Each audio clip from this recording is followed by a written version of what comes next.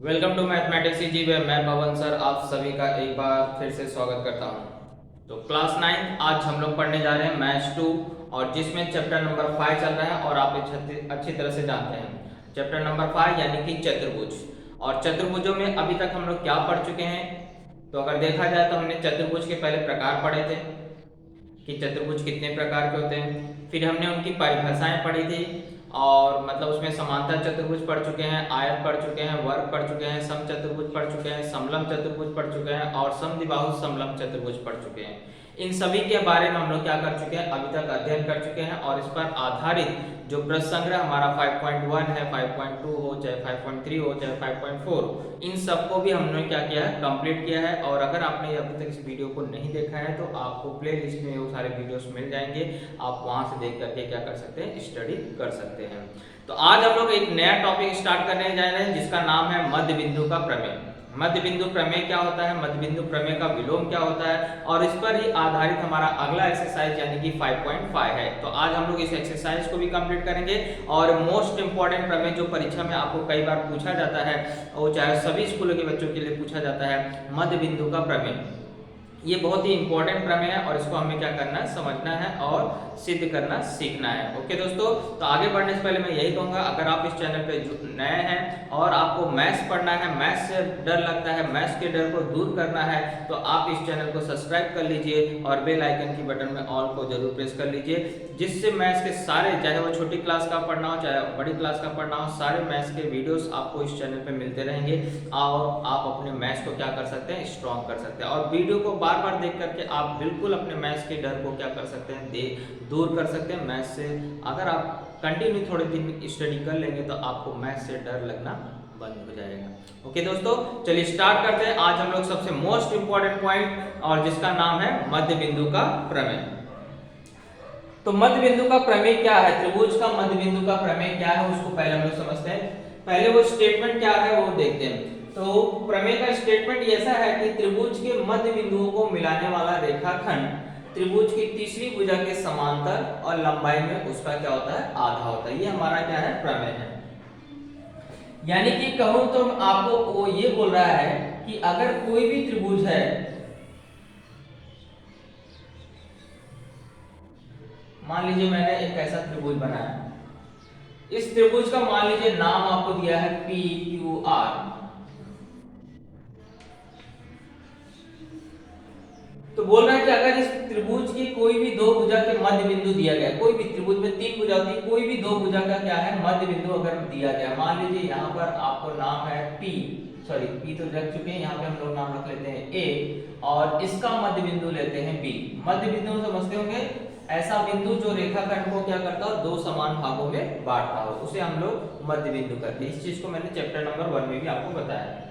तो बोला है कि ये मध्य बिंदुओं को मिलाने वाला रेखाखंड, ये क्या है, PQ का मध्य बिंदु, यानी कि ये भुजा बराबर हो गई। मध्य बिंदु मतलब यही होता है, दो समान भाग, और ये भुजा बराबर है इसके, और इन भुजाओं के मध्य बिंदु, इनके मध्य बिंदुओं को मिलाने वाला जो रेखाखंड बनेगा AB, ये बोल रहा है कि तीसरी भुजा के समांतर होगा, यानी QR के क्या होगा, समांतर होगा, और लंबाई में बात करें तो ये इसका क्या होगा, QR का आधा होगा। यही चीज को आपको क्या करना है, यहाँ पे सिद्ध करके बताना है।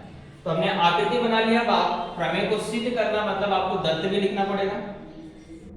तो पहले हम लोग दत्त में देख लेते हैं।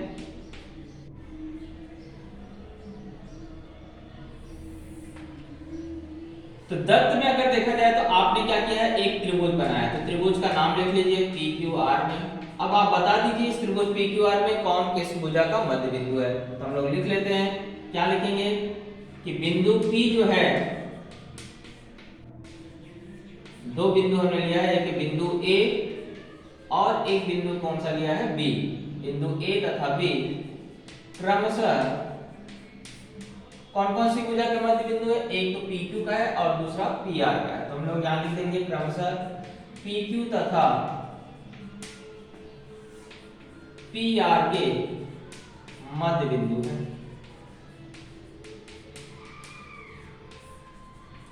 ये चीज आपको दत्त में दिया गया था, तो सिर्फ आपको दत्त में इतना ही पॉइंट को क्या करना है, लिखना है। अब हमें सिद्ध क्या करना है, उस चीज को हम ध्यान देते हैं। तो सिद्ध करने के लिए क्या बोला, प्रमेय का स्टेटमेंट क्या है, मध्य बिंदुओं को मिलाने वाला रेखाखंड तीसरी भुजा के समांतर होता है। यानी कि हमें पहला सिद्ध करना है कि जो AB है, रेख जो AB है वो समांतर होगा किसके, PR के, सॉरी QR। रेख AB जो है वो किसके समांतर होगा, QR के है, ऐसा आपको सिद्ध करना है। ओके, सेकेंड और एक चीज सिद्ध करना है कि लंबाई में जो AB है वो आधा होगा किसका, QR का। ये भी आपको सिद्ध करके बताना है। यानी कि मध्य बिंदु प्रमेय का स्टेटमेंट यही बोलता है कि मध्य बिंदु को मिलाने वाला रेखाखंड एक तीसरी भुजा के समांतर भी होता है, और लंबाई की बात करती है, लंबाई जो है इस QR की क्या होती है, आधी होती है। इसी चीज को हमें क्या करना है, सिद्ध करना है। ओके, चलिए इसको सिद्ध करने के लिए हमें एक रचना करना पड़ेगा। वो रचना को यहाँ पे हम लोग लिख लेते हैं। रचना क्या करना है, ये जो आपको AB है इसको आगे बढ़ाना है, और कितना आगे बढ़ाना है कि ये AB के बराबर ही वो रेखाखंड आगे वाली हो। मैं क्या करूंगा, AB को आगे बढ़ा देता हूं।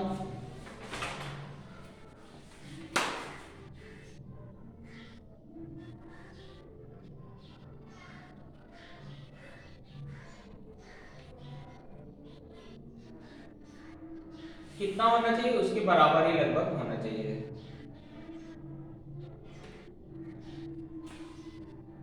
तो लगभग बोला है, आपको एग्जैक्ट माप पे नहीं बनाना है। तो हमने उसको बढ़ाया, तो AB के बराबर आप मान लीजिए यहाँ पे D रख देते हैं। तो AB बराबर है किसके, BD के। इतना आपने बढ़ाया, और इसको बाद में क्या करिए, यहाँ पे RD से मिला दीजिए।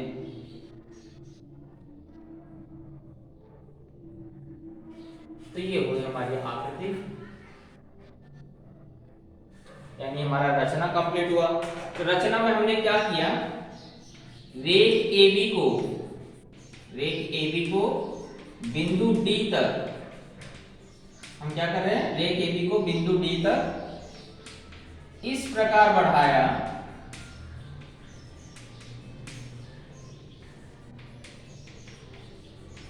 कि जो AB है वो किसके बराबर है, BD के। हम जब बढ़ा रहे हैं तो हमने क्या किया, AB जितना लंबा है उतना ही क्या किया, आगे बढ़ाया किसको, BD को। और बाद में हमने क्या किया, एक और रेखाखंड खींचा, कौन सा, रेख DR खींचा। बस यही हमारा क्या हो जाएगा, रचना में आ जाएगा।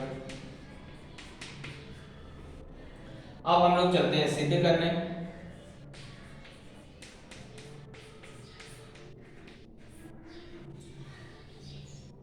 तो देखिए, जब हम लोग सिद्ध करेंगे तो सबसे पहले हम लोग दो त्रिभुज लेंगे, और दोनों त्रिभुज को क्या करेंगे, सर्वांशम सिद्ध करेंगे।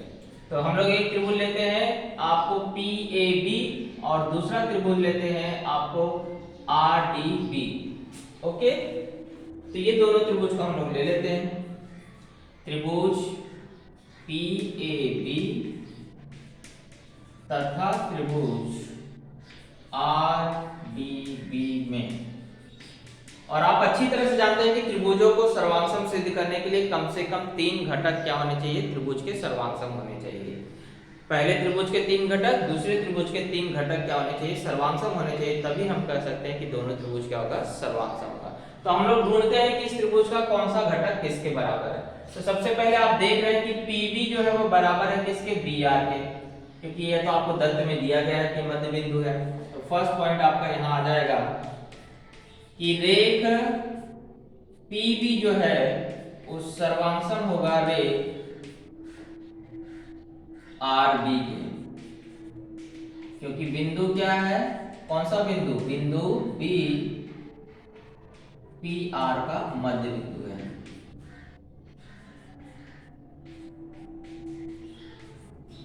ये हमारा कारण है दोनों के बराबर होने का। अभी एक घटक बराबर मिला है। दूसरा आप देख रहे हैं शीर्षाभिमुख कोण भी बन रहा है, और आप जानते हैं जहां भी शीर्षाभिमुख कोण बनता है वहां क्या होते हैं, सर्वांशम होते हैं। तो मैं बोल सकता हूं कोण PBA सर्वांशम होगा कोण RBD के, कारण वही आएगा शीर्षाभिमुख कोण। C कोण मतलब शीर्षाभिमुख कोण। चलिए दो घटक मिल गया, अब तीसरा घटक ढूंढते हैं। तीसरा घटक क्या हो सकता है, रचना में आपने देखा, रचना में आपने यही बताया कि AB जो है वो किसके बराबर है, BD के। तो वही चीज को यहाँ लिख दे रहे हैं कि रेख ए बी जो है उस सर्वांगसम है रेख किसके, बी डी के। ये पॉइंट हमने कहाँ प्राप्त किया है, रचना से। हमने रचना में यही किया है। चलिए 3 घटक मिल चुके हैं, तो कसौटी कौन सी लग रही है, देखो ये भुजा है, ये कोण है, फिर ये भुजा है। तो भू को भू कसौटी से दोनों त्रिभुज क्या हो गया, सर्वांगसम हो गया। तो हम बोल सकते हैं कि त्रिभुज, कौन सा त्रिभुज, पी ए बी सर्वांगसम है त्रिभुज आर डी बी के। कसौटी का नाम यहाँ पे लिख दीजिएगा, एक है भुजा, एक है कोण, एक है भुजा। यहाँ पे आपको मैं ठीक से नहीं जगह था, तो भू को भू लिखा है, आप सुन लीजिए क्या कसौटी का नाम है, भू को भू कसौटी। चलिए त्रिभुज तो सर्वांगसम सिद्ध हो गया। अब त्रिभुज सर्वांगसम होने की सिद्ध अगर हो गया तो इसका मतलब उसके बचे हुए घटक भी क्या होते हैं, सर्वांगसम होते हैं। अब उसके बचे हुए घटक में हम लोग को क्या करना है, ये वाला कोण बता देना है इसके। ये कोण क्यों लिया, क्योंकि आपको जिसकी वजह से रेखाएं क्या हो सके, समांतर सिद्ध हो सके। हमारा टारगेट है ये जो चतुर्भुज बना है ना, चतुर्भुज को समांतर चतुर्भुज सिद्ध करना। तो हम लोग इसको सिद्ध करने के लिए क्या होगा, आपने कसौटी पढ़ी है कि जिस चतुर्भुज का सम्मुख भुजा का एक जोड़ी सर्वांगसम भी हो और समांतर भी हो, वह क्या होता है, आपको समांतर चतुर्भुज होता है। तो वही काम हम लोग करने जा रहे हैं। हम लोग करने जा रहे हैं कि ये जो आर डी है वह AQ के क्या है, सर्वांगसम भी है और समांतर भी है। ऐसा सिद्ध करेंगे तो हमारा चतुर्भुज क्या हो जाएगा, समांतर चतुर्भुज हो जाएगा। और समांतर चतुर्भुज की सम्मुख भुजाएं क्या होती हैं, बराबर होती हैं। उस आधार पे हम अपने टारगेट तक क्या होंगे, पहुंचेंगे। ओके, चलिए स्टार्ट करते हैं।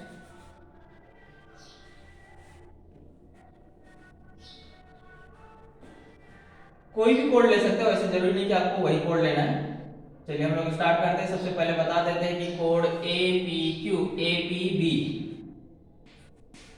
कोड APB जो है वो सर्वांगसम होगा। ये वाला जो कोड है, इस कोड की क्या होगा, बराबर होगा। यानी कि ये रेखा देखो ऐसे जा रही है, तो अगर ये कोड और ये कोड आपस में बराबर हुआ, यानी ये रेखा और ये रेखा आपस में क्या हो जाएगी, बराबर हो जाएगी। आप ये वाले कोड को भी ले सकते थे। ओके, तो कोई भी एक कोड ले लीजिए। तो कोड APB सर्वांगसम होगा कोड DRB के। कैसे कोड है ये, एकांतर कोड, सॉरी आपका त्रिभुज का ये त्रिभुज है और त्रिभुज के संगत सर्वांगसम त्रिभुज है, सर्वांगसम त्रिभुज के क्या है, ये संगत कोड है। क्योंकि अगर त्रिभुज सर्वांगसम हो गया तो उसके संगत घटक भी क्या होते हैं, सर्वांगसम होते हैं। तो अगर ये कोड बराबर हुए, इसका मतलब रेखा AP, मैं बोल सकता हूं रेख AP क्या हो गया, समांतर हो गया रेख किसके, RD के। कारण क्या आएगा, एकांतर कोण कसौटी से, क्योंकि कैसे कोण है, एकांतर कोण है। लेकिन हमें क्या चाहिए, हमें तो क्या चाहिए, हमें तो AB चाहिए, AQ चाहिए। तो हम लोग बोल देंगे कि रेख AP समांतर बोलो, चाहे यहाँ पे आप उसको PQ बोल सकते हो। ये पूरा रेखाखंड PA बोलो चाहे PQ बोलो, क्योंकि ये कोण बराबर ये कोण बराबर है, तो ये रेखा यहाँ तक लो चाहे यहाँ तक लो, एक ही बात है। तो रेख PQ जो है वो समांतर हो जाएगा किसके, रेख RD के। परंतु PQ में आपको देखो AP भी आ रहा है और AQ भी आ रहा है, तो मुझे इसकी आवश्यकता नहीं, मुझे इसकी आवश्यकता है। तो मैं ये बोल सकता हूँ कि रेख जो है AQ है वो भी समांतर होगा किसके, रेख RD के। कहने का मतलब समझ रहे हैं, ये यहां तक लो चाहे रेखा, चाहे पूरा ले लो, चाहे सिर्फ इतना भाग ले लो, तो ये रेखाएं आपस में क्या होंगी, समांतर ही होंगी। तो इसलिए मैंने यहाँ पे बताया कि AQ जो है वो समांतर हो जाएगा किसके, RD के। तो उसका कारण आप बता सकते हैं कि बिंदु क्या है, एक रेखी है, P', A', Q। चलिए एक टारगेट तो हमने सिद्ध किया कि सम्मुख भुजा की जोड़ी क्या है, परस्पर समांतर है। अब हमें इसे सर्वांगसम सिद्ध करना है। अब सर्वांगसम कैसे सिद्ध करेंगे, तो आपको देखो दत्त में दिया गया है कि रेख AP जो है वो सर्वांगसम है रेख AQ के। ये तो आपको दत्त है, क्योंकि मध्य बिंदु है तो ये दोनों आपस में बराबर होंगे। और अगर त्रिभुज सर्वांगसम है तो AP किसके बराबर हुआ, DR के भी बराबर हुआ।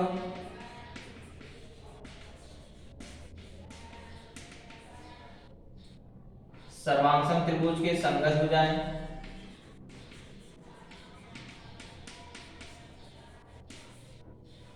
ओके, तो हम क्या बता रहे हैं कि ये भुजा इसके भी बराबर है और ये भुजा इसके भी बराबर है, यानी कि ये भुजाएं भी आपस में क्या हो जाएंगी, बराबर हो जाएंगी, है ना। रेख AP इसके बराबर है, रेख AP इसके बराबर है, यानी कि बायां पक्ष बराबर हुआ तो दायां पक्ष भी क्या हो जाएगा, बराबर, यानी रेख AQ सर्वांगसम है रेख DR के।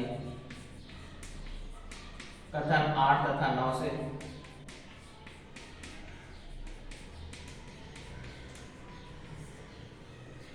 तो इसका मतलब हुआ कि ये दोनों समूह भुजाएं क्या हो गई, बराबर हो गई थी। इसका मतलब है कि जिस चतुर्भुज की समूह भुजा की एक जोड़ी सर्वांगसम भी हो और समांतर भी हो, उसे क्या कहा जाता है, समांतर चतुर्भुज कहता है। तो इसलिए चतुर्भुज AQRD ये क्या हो जाएगा, एक समांतर चतुर्भुज हो जाएगा। चलिए इतना टारगेट पूरा किया। अब मैं इसको यहाँ मिटा रहा हूं क्योंकि वहां जगह खत्म हो चुकी है। अब वो समांतर चतुर्भुज है, तो समांतर चतुर्भुज की खासियत होती है कि उसकी सम्मुख भुजाएं क्या होती हैं, बराबर होती हैं, और दूसरी बात वो समांतर भी होती हैं। तो इसका मतलब है कि ए, अगर ये समांतर चतुर्भुज है तो मैं कह सकता हूं 12 पॉइंट में कि AD जो है वो समांतर होगा किसके, QR के, क्योंकि समांतर चतुर्भुज की समूह भुजाएं समांतर भी होती हैं और सर्वांगसम भी होती हैं। तो AD समांतर अगर Q है तो मैं AD तक नाम ना पढ़ के AB भी बोल सकता हूं, तो AB समांतर आ जाएगा किसके, QR के। पहला टारगेट आपका पूरा हुआ, क्योंकि बिंदु कैसे हैं, एक देखती हैं। ओके, इतना काम हमारा पूरा हो चुका, हम लोग एक टारगेट पूरा कर चुके। अब चलते हैं आपको अगले पॉइंट पे। तो अभी आपने रचना में क्या बोला था, AB जो है वो BD के बराबर है, तो मैं ये बोल सकता हूं AB जो है वो आधा है किसका, AD का। AB जो है वो आधा है किसका, AD का, क्योंकि दोनों बराबर है तो छोटा टुकड़ा क्या होता है, बड़े का आधा होता है। अब लेकिन AD किसके बराबर है, QR के, क्योंकि समूह भुजाएं क्या है, बराबर है, तो AB बराबर हो जाएगा किसके, QR के, क्योंकि यहाँ पे आप बता सकते हैं AD किसके बराबर है, QR के, और जिसकी वजह से हमारा सेकंड टारगेट भी क्या हुआ, पूरा हुआ। तो इस तरह से हमने सिद्ध किया कि AB जो है वो QR के समांतर भी है और AB जो है वो लंबाई में क्या है, QR का आधा भी है। तो ये हुआ हमारा मध्य बिंदु प्रमेय। थोड़ा सा आपको बड़ा था, लेकिन इसको बार बार आप देखेंगे, समझेंगे, तो आपको ये प्रमेय भी क्या होने लगेगा, आसान होने लगेगा। हमने कुछ नहीं किया, सिर्फ क्या किया, आपने मध्य बिंदु प्रमेय का पहले एक रचना किया, इसको बराबर AB के बराबर बढ़ाया BD और इसको मिला दिया। इसके बाद ये दोनों त्रिभुज को सर्वांगसम सिद्ध किया भू कसौटी से। त्रिभुज सर्वांगसम हो गया तो ये कोण बराबर हुए, कोण बराबर हुए तो रेखाएं समांतर हो गई, समांतर है यानी कि ये भुजा समूह भुजा सर्वांगसम हो गई, और फिर ये भुजा इसके बराबर है और ये भुजा इसके भी बराबर है, यानी ये दोनों भुजाएं आपस में बराबर है, तो जिसकी वजह से हमारा चतुर्भुज क्या हुआ, समांतर चतुर्भुज हुआ। और एक बार ये समांतर चतुर्भुज हो गया तो समूह भुजा समांतर होती है, इसका मतलब है AB क्या हो जाएगा, समांतर हो जाएगा QR के, और AB जो है वो AD का अगर आधा है तो इसका मतलब AB जो है वो QR का भी क्या होगा, आधा होगा। तो इस तरह से हमारा मध्य बिंदु प्रमेय कंप्लीट होता है। ओके, अब हमें क्या करना है, मध्य बिंदु प्रमेय का विलोम पढ़ना है, उसको सिद्ध नहीं करना है, सिर्फ पढ़ना है। तो इसका मतलब क्या है, ओके, चलते हैं मध्य बिंदु का प्रमेय का विलोम। ये इंपॉर्टेंट प्रमेय है, परीक्षा में आपको 4 नंबर पे भी पूछा जाता है।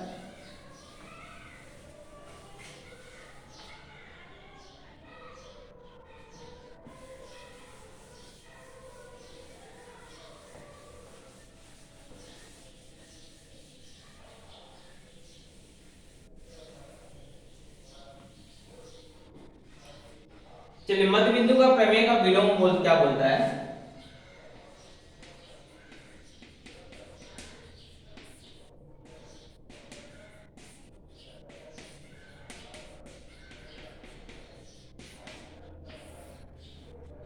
मध्य बिंदु का प्रमेय का विलोम ये बोलता है कि अगर किसी त्रिभुज के किसी एक भुजा के मध्य बिंदु, किसी त्रिभुज के एक भुजा का मध्य बिंदु से जाने वाली तथा दूसरी भुजा के समांतर रेखा तीसरी भुजा को क्या करती है, समद्विभाजित करती है, ये मध्य बिंदु का प्रमेय है।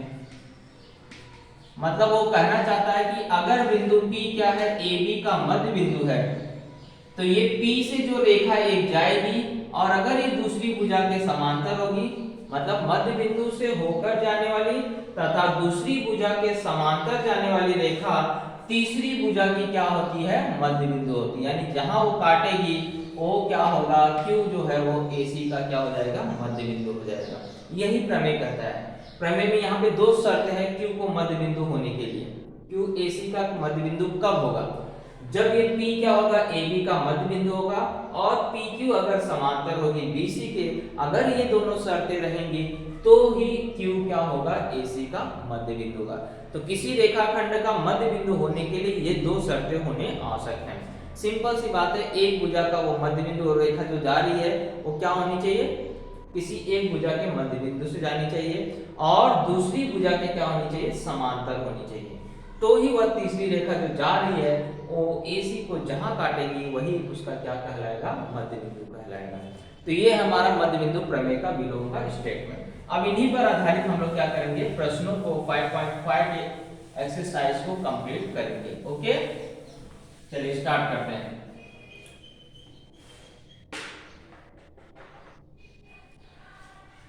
तो टेक्स्ट बुक नहीं है तो क्वेश्चन मैंने यहाँ पे लिखा है। क्वेश्चन आपको नंबर फर्स्ट में क्या बोला है कि एक त्रिभुज है ABC जिसमें x y z जो है वो भुजाओं AB BC तथा AC के क्या है, मध्य बिंदु हैं। तो हमें इसके x y y z और x z की क्या करना है, लंबाई ज्ञात करना है। एकदम सिंपल सा, भी आपने मध्य बिंदु प्रमेय पढ़ा।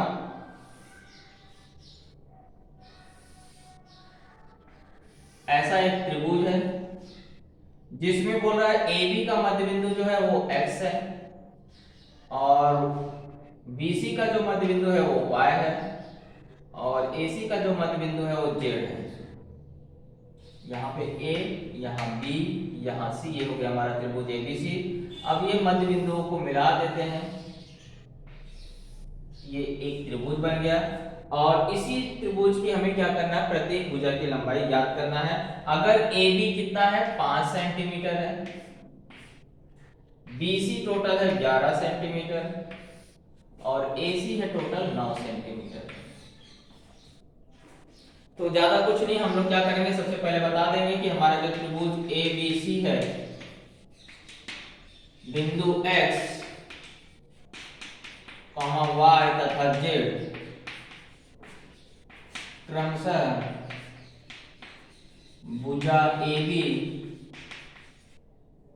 BC तथा AC के क्या है, मध्य बिंदु है।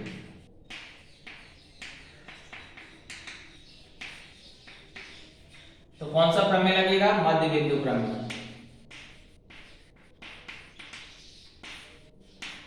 मध्य बिंदु प्रमेय से, मध्य बिंदु प्रमेय क्या बोलता है, मध्य बिंदुओं को मिलाने वाला रेखाखंड तीसरी भुजा का क्या होता है, आधा होता है। तो अगर मैं XY निकालने जा रहा हूं, XY की लंबाई निकालने जा रहा हूं, XY इधर है, तो ये किस भुजा का आधा होगा, AC। उसके सामने कौन सी, देखो ये XY है तो उसके सामने कौन है, AC, तो वो आधा हो जाएगा किसका, AC का। यानी AC कितना है, 9, 9 का आधा करें कितना आ जाएगा, 4.5 सेंटीमीटर। और जब मुझे YZ निकालना है तो YZ किसके समांतर है, AB के, यानी कि AB का आधा हो जाएगा। AB है कितना, 5, 5 का आधा किया कितना आ जाएगा आपको, 2.5। और तीसरा हमें निकालना है XZ। XZ जाहिर सी बात है आपको BC के सामने है, यानी BC का आधा हो जाएगा, 11 का आधा हो गया 5.5 सेंटीमीटर। इस तरह से हमारी तीनों भुजाएं क्या हो चुकी हैं, ज्ञात हो गई। यही आपको क्या करना है, क्वेश्चन नंबर फर्स्ट में करना है। ओके, चलते हैं क्वेश्चन नंबर सेकंड पे।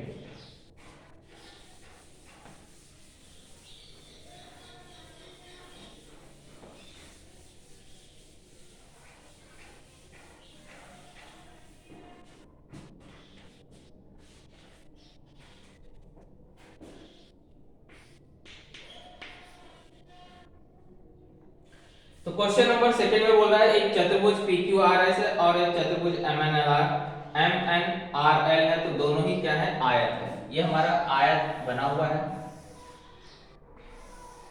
इस तरह से एक आयत दिया गया है। तो बड़े वाले का नाम दिया है PQRS, P यहाँ पर है, Q यहाँ पर है, R यहाँ पर है और S यहाँ पर है। इसका एक विकर्ण खींचा गया है और बोला है कि यहाँ पर M इसका क्या है, इसका मध्य बिंदु है। इसको यहाँ से एक रेखा यहाँ गई है, एक रेखा यहाँ गई है, यहाँ L है, यहाँ पे आपको M है। तो ये जो चतुर्भुज है आपको बन रहा है LMNR, ये क्या है, ये भी एक आयत, यानी दोनों ही आपको चतुर्भुज क्या है, आयत है। तो हमें सिद्ध करना है, हमारा साध्य क्या है, हमारा साध्य पहला दिया गया है, आप सिद्ध करिए कि SL जो है वो LR के बराबर है। और सेकंड हमें सिद्ध करने के लिए बोला है कि LN जो है वो आधा है किसका, SQ का। ये दो चीजें हमें क्या करना है, सिद्ध करना है। चलिए कुछ नहीं, हम लोग आसानी से इसको क्या कर सकते हैं, सिद्ध कर सकते हैं। तो सबसे पहला पॉइंट ये बोल रहा है कि दोनों ही चतुर्भुज जो बने हुए क्या है, आयत है। तो दोनों चतुर्भुज मतलब एक है चतुर्भुज PQRS और दूसरा चतुर्भुज है LMNR आयत। आयत है, इसका मतलब है कि आयत के प्रत्येक कोण क्या होते हैं, 90 अंश के होते हैं। 90 अंश के होते हैं तो मैं बोल सकता हूं कोण P बराबर कोण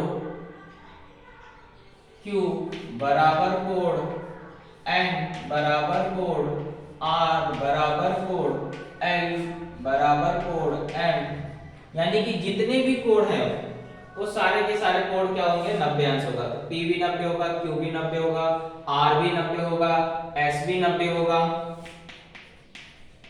सारे के सारे कोण क्या होंगे, 90 अंश होंगे, क्योंकि आयत का प्रत्येक कोण कितने अंश का होता है, 90 अंश का होता है। यहाँ आप कारण बता सकते हैं।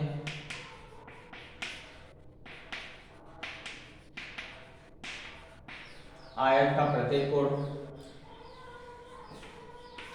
चलिए इतना आपने बता दिया कि आयत का प्रत्येक कोण 90 अंश है, यानी यहाँ भी 90 बन रहा है, यहाँ भी 90 बन रहा है। तो यह है क्या, लेकिन संगत कोण है। तो यानी संगत कोण है, बराबर होते हैं तो रेखाएं क्या हो जाती हैं, समांतर हो जाती हैं।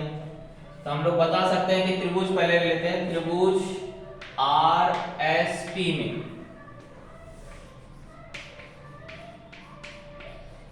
त्रिभुज RSP में हम बोलेंगे कि कोण L जो है वो कोण S के क्या है, बराबर है, कथन 2 से। और ये कोण बराबर है, यानी कि रेख क्या हो गया, समांतर हो जाएगी, क्योंकि ये संगत कोण है, संगत कोण बराबर है, यानी कि LM समांतर हो जाएगा किसके, SP के। मैं चाहे तो यहाँ आपको आकृति बना देता हूँ अलग से, ये इस तरह से बन रही है। यहाँ पे M क्या है, मध्य बिंदु है, यहाँ R है, यहाँ L है, यहाँ S है, यहाँ पे P है, और ये ऐसी रेखा गई है। ये कोण अगर ये बराबर है तो रेखाएं क्या हो गई, समांतर हो गई, इसलिए रेख LM समांतर हो जाएगा रेख SP के, क्योंकि कैसे कोण है, संगत कोण है। चलिए हमने ये तो बता दिया ये रेखाएं परस्पर समांतर है। और दूसरा M इसका मध्य बिंदु है। M क्या है, मध्य बिंदु है। बिंदु M रेख PR का मध्य बिंदु है।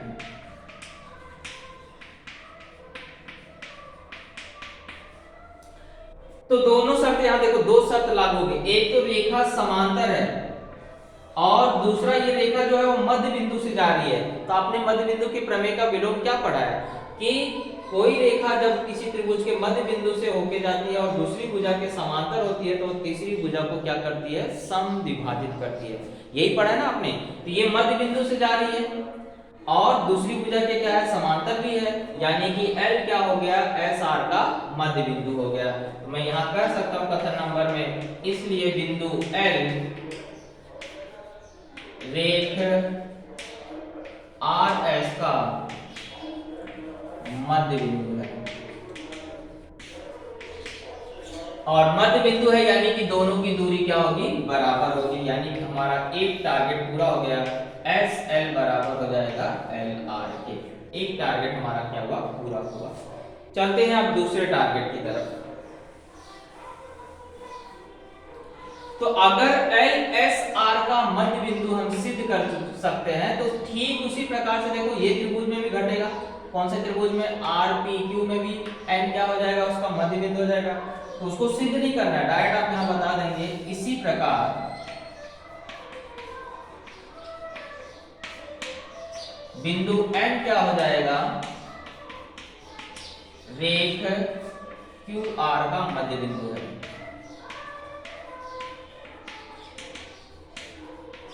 एक आपने सिद्ध किया, दूसरा आपको सिद्ध करने की जरूरत नहीं, डायरेक्ट आप बता सकते हैं। इसी प्रकार हम सिद्ध कर सकते हैं कि बिंदु एन भी रेख क्यू आर का क्या है, मध्य बिंदु है। ये कथन नंबर 6 हो गया। अब देखिए एल भी मध्य बिंदु है, एन भी मध्य बिंदु है, तो मध्य बिंदुओं को मिलाने वाला रेखाखंड,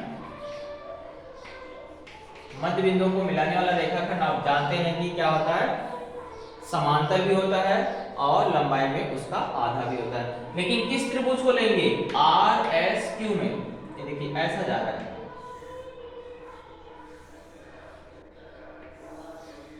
एल यहां पे मध्य बिंदु है, एन यहां पे मध्य बिंदु है,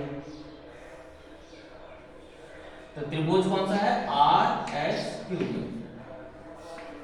तो त्रिभुज आर एस क्यू में बिंदु एल तथा एन क्रमशः भुजा आर एस तथा आर क्यू के क्या है, मध्य बिंदु है।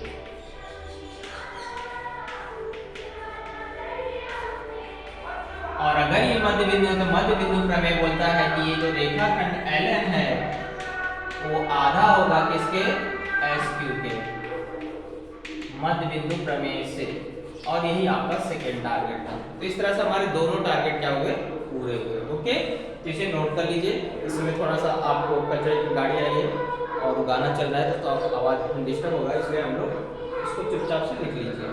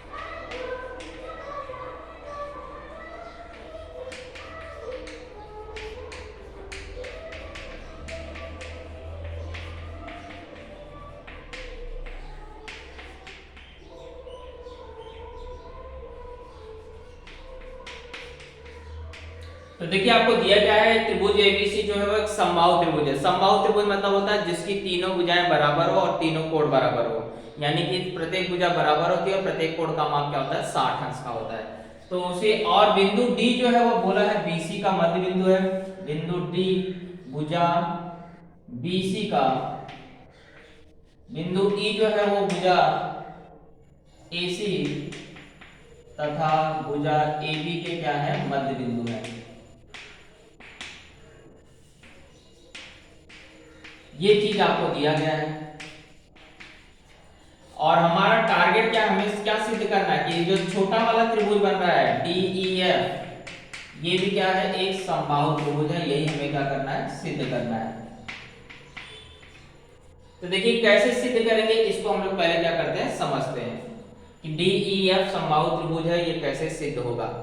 तो जाहिर सी बात है, अगर मैंने आपको बताया त्रिभुज एबीसी समबाहु त्रिभुज है, यानी तीनों भुजाएं क्या होंगी, बराबर होंगी। तो पहला पॉइंट हम लोग लिख सकते हैं कि AB जो है वो बराबर होगा BC के, BC बराबर होगा किसके, AC के। कारण क्या लिखोगे, समबाहु त्रिभुज की प्रत्येक भुजा।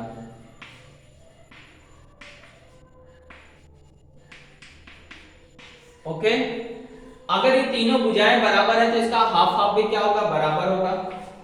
यानी कि मैं अगर 1/2 से गुणा कर देता तो हाफ ऑफ AB बराबर हाफ ऑफ BC बराबर हाफ ऑफ AC। मैंने क्या किया, 1/2 से गुणा कर दिया सब में।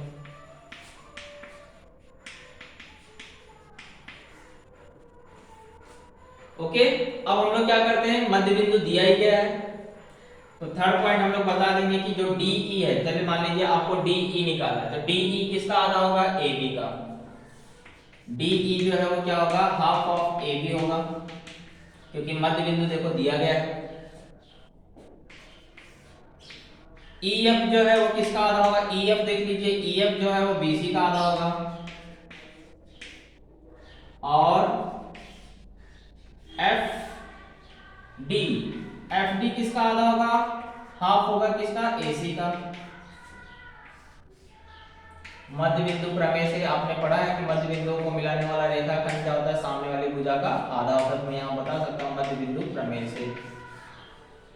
लेकिन आप कथन नंबर 2 को देखें तो ये सब क्या है, आपस में बराबर है। अगर ये सब आपस में बराबर यानी दायां पक्ष अगर बराबर है तो बायां पक्ष भी क्या हो जाएंगे, बराबर हो जाएंगे। तो कथन नंबर 6 में मैं ये बोल सकता हूँ कि DE जो है वो बराबर है किसके, FD के, और FD बराबर है किसके, EF के, है ना। किन कथनों के माध्यम से, 3, 4, 5 तथा 2 से।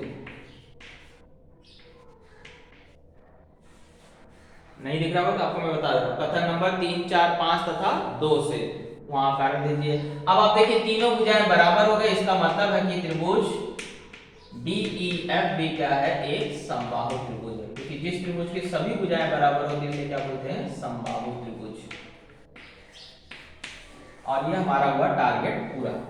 तो हमें इसमें कुछ करना नहीं था, ये बराबर दिया था, उसमें 1/2 से गुणा किया, इसके बाद मध्य बिंदु प्रमेय लगाया और बताया कौन सी भुजा किसकी आधी होगी, और सभी भुजाएं बराबर है तो DEF क्या हो गया, हमारा समबाहु त्रिभुज हो गया। ओके, चलते हैं अगले प्रश्न की तरफ। और ये हमारा लास्ट उस प्रश्न संग्रह का लास्ट सवाल है, तो हमारा चैप्टर नंबर 5 भी क्या हो जाएगा, कंप्लीट हो जाएगा।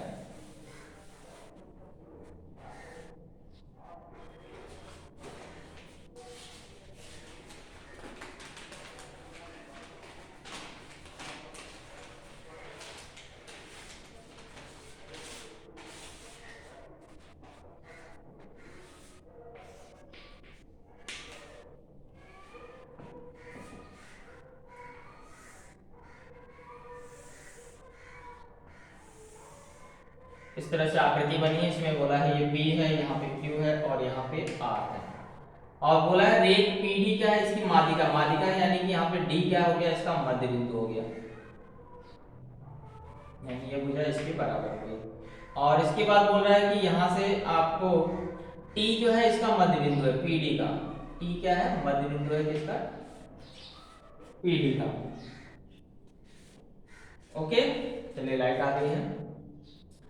T जो है वो मध्य बिंदु है किसका, PD का। तो आपको सिद्ध करने के लिए बोल रहा है, चलिए पहले तर्क लिख लेते हैं। तर्क में क्या दिया गया है, एक त्रिभुज है PQR, उसमें D क्या है, मध्य बिंदु है, बिंदु D जो है वो क्या है, मध्य बिंदु है किसका, भुजा QR। माध्यिका मतलब होता है कि वो मध्य बिंदु से मिल रहा है, तो D क्या हो गया, QR का मध्य बिंदु है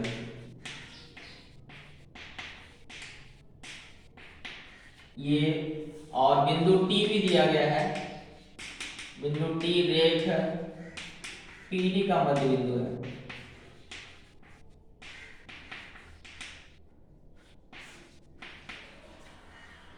यानी ये दोनों आपस में बराबर हैं।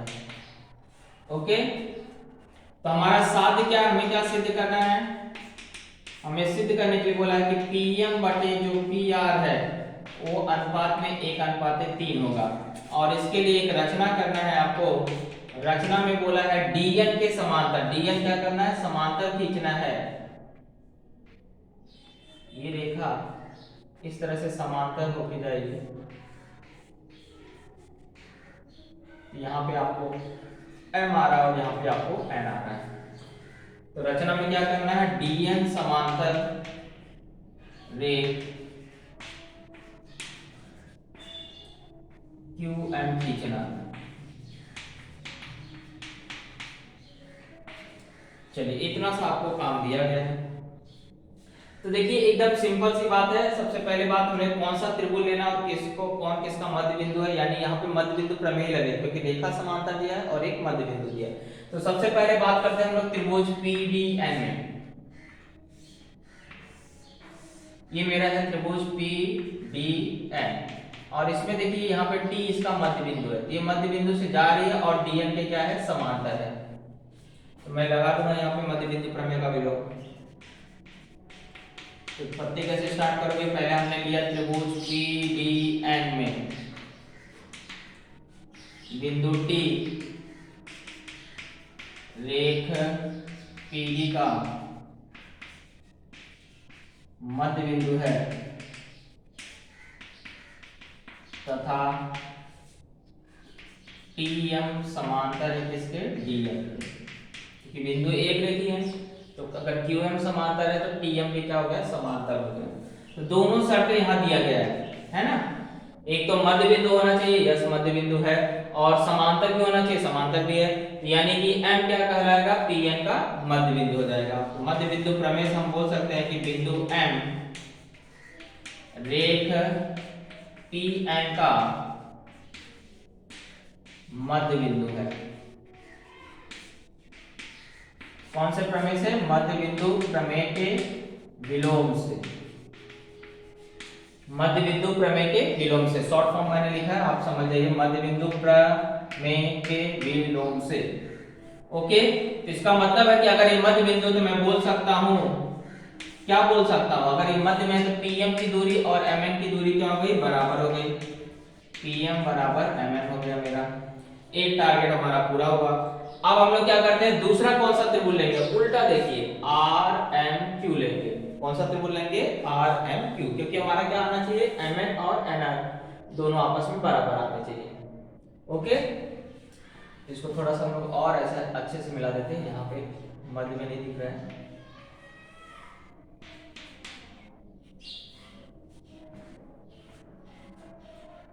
तो हमें क्या करना है, त्रिभुज कौन सा लेना है, QRMQ में, या QMR भी बोल सकते हैं।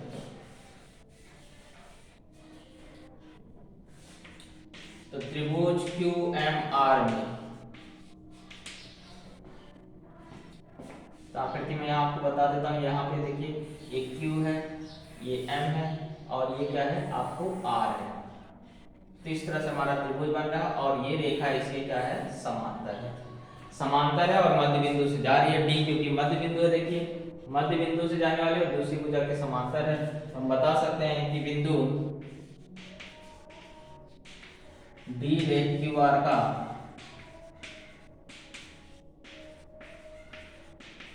मध्य बिंदु है तथा DM समांतर है किसके, QM के। यहाँ भी मध्य बिंदु का प्रमेय का विलोम लग जाएगा और मध्य बिंदु प्रमेय के विलोम से मैं बोल सकता हूं कि जो D आपको DN है, ये DN आपको समांतर जा रही है, यानी कि N क्या कहलाएगा, इसका मध्य बिंदु किसका कहलाएगा, रेख MR का। तो N रेख MR का क्या हो गया, मध्य बिंदु हो गया।